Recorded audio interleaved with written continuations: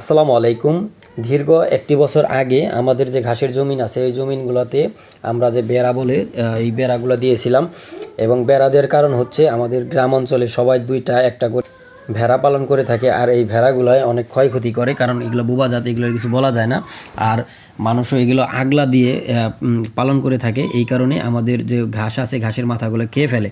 আর এই ঘাসের মাথা একবার খেয়ে ফেললে ওই ঘাসটা হইতে 60 দিন সময় লাগে, যেহেতু আমরা গবাদি পশু বা গরুর জন্য ঘাসগুলা বপন করছি। আর এই ঘাসগুলা আমাদের একটি গাভীর প্রায় 60 কেজির উপরে ঘাস লাগে, আর আমাদের পর্যাপ্ত ঘাস না থাকার কারণে এই কারণে আমরা হচ্ছে বাধ্য হয়ে ঘাসের জমিনে বেড়া দিতে হয়। আর বেড়া না দিলে হচ্ছে এই ভেড়া, শিয়াল, কুকুরে বিভিন্ন ধরনের মানুষেও আমাদের অনেক ক্ষয়ক্ষতি করে থাকে এবং করার পর হচ্ছে আমাদের ওইগুলা আমাদের সময় মতো ঘাসের ফলন হয় না এবং আমরা সময় মতো ঘাস কাটতে পারি না। আর যদি গরু বাছুর মানুষ না খেয়ে রাখা যায়, কিন্তু গরু বাছুর গবাদি পশু এগুলো না খেয়ে থাকা যায় না। আর খাওয়ালে একদিন একটু ঘাস কম হলে দেখবেন দুধের প্রোডাকশন কমে যায়, আর দুধের প্রোডাকশন কমা মানেই খামারির লস। আর দানাদার খাদ্য ঠিকই খাবে, সেম খাবে, কিন্তু দুধের প্রোডাকশন ওরকম হবে না। এই কারণে ঘাসের বিকল্প নাই, ঘাস আমাদের দিতেই হয়। আর এই ঘাস যদি একদিন পিছিয়ে যায় আমরা প্রায় 60 দিনের মতো পিছিয়ে যাওয়া হয়। এই কারণে আমরা ঘাসের দিকে খুবই সেন্সিটিভ। আপনারা যারা খামার করবেন দেখবেন প্রত্যেকটা খামারই ঘাসের দিকে নজর দেয়, আর যাদের ঘাসের দিকে নজর নাই তারা অলমোস্ট অলরেডি প্রায় শেষ হয়ে গেছে। এখান থেকে ইমপ্রুভ করতে হলে আমাদের অনতিবিলম্বে আমাদের চেষ্টা করে যেতে হবে।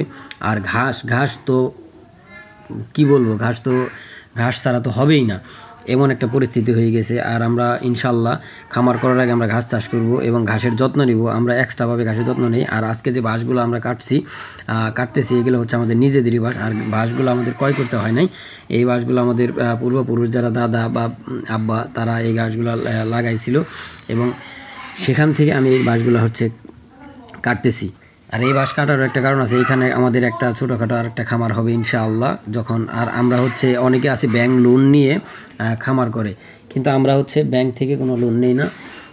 এই গাভীর পেটে থেকে পর্যায়ক্রমে এরকম বাচ্চা উঠায়, তারপরে সেই বাচ্চা বড় করে আবার হচ্ছে সেটা গাভী হয়। সময় অবশ্য লাগে, কিন্তু একটা জিনিস মাথায় রাখবেন, কেউ কারো ভালো গাভী বা বকনা যেটাই বলেন না কেন সেটা বাজারে সে বিক্রি করবে না, কখনোই না। এটা হাজারে 1% লোক বিক্রি করে, সেটা হচ্ছে ভিন্ন বিষয়, কিন্তু এটা পাওয়া যায় না। এই কারণে মনে রাখবেন, সবাই যার খামারে রিজেক্ট যেটা সেটাই বিক্রি করে থাকে, আমরা যতই ভালো বলি। এই কারণে আপনি চাইলে প্রথম অবস্থায় একটা রিজেক্ট গরু কিনে তারপর সেটার থেকে ভালো পার্সেন্টেজের বাচ্চা আস্তে আস্তে আস্তে আস্তে সমন্বয়ে খামার করলে আশা করি সেই খামারে লাভ হবে।